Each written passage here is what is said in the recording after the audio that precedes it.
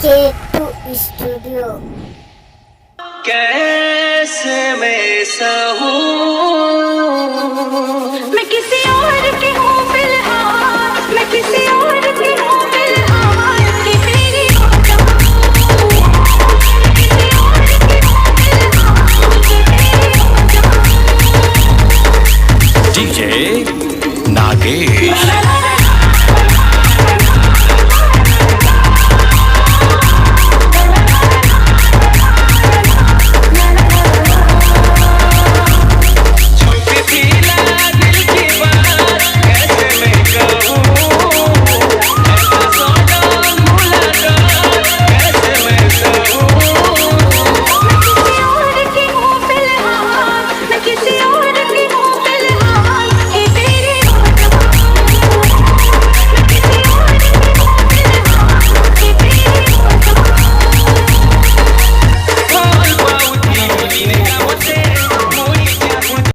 Please हमारे channel bk2 studio को like share and subscribe करें।